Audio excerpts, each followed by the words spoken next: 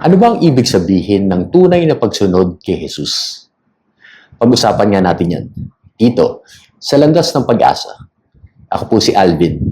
At ngayong araw na ito, tayo mag-reflect sa Aklat ni Mateo, chapter 8, verses 18 to 22. Sa ating gospel ngayong araw na ito ay may dalawang tao na nais maging disipulo ni Jesus. At ito ang nangyari sa unang tao na lumapit kay Kristo. Lumapit sa kanya ang isang tagapagturo ng kautusan at sinabi, "Guro, sasama po ako sa inyo saan man kayo pupunta." Maganda naman ang layunin ng tao na lumapit kay Jesus. Siya ay isang tagapagturo ng batas. Alam niya ang lahat ng kautusan. Nakita niya ang impluwensya ni Kristo sa mga tao, ang kanyang mga milagro, at maraming tao ang sumusunod sa kanya. Kaya nais niyang maging disipulo din o tagasunod ni Jesus. Ngunit ang sagot ni Jesus sa kanya ay tunay na nakakagulat. May mga lungga ang mga asong gubat at may mga pugad ang mga ibon. Ngunit wala man lang matulugan o mapagpahingahan ang anak ng tao. Ang sagot ni Jesus ay hindi isang rejection o pagtanggi sa intensyon ng lalaki na lumapit sa kanya. Pinapaliwanag lang niya sa taong ito na ang pagiging disipulo niya ay hindi komportable, ito ay mahirap.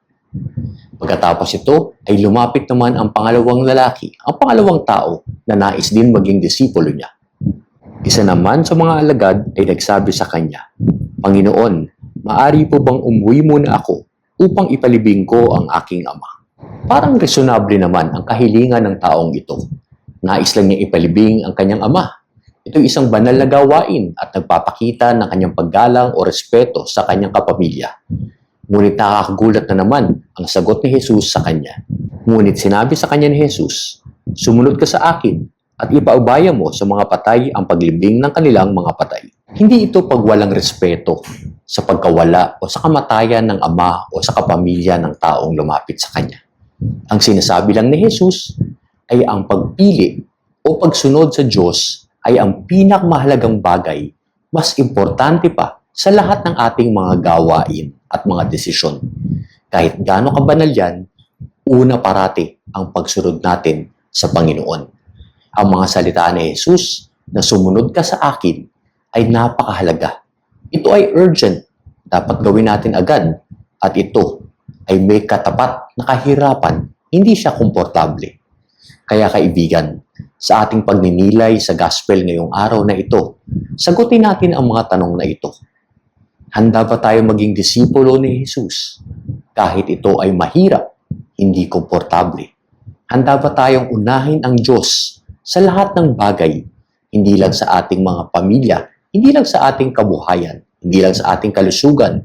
Kahit anumang bagay, importanteng unahin natin ang Diyos parati.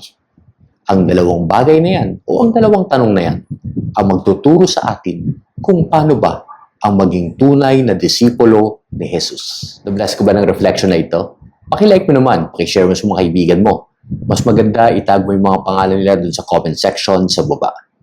Tulungan mo kami maghatid ng pag-asa sa mas maraming tao. God bless your week!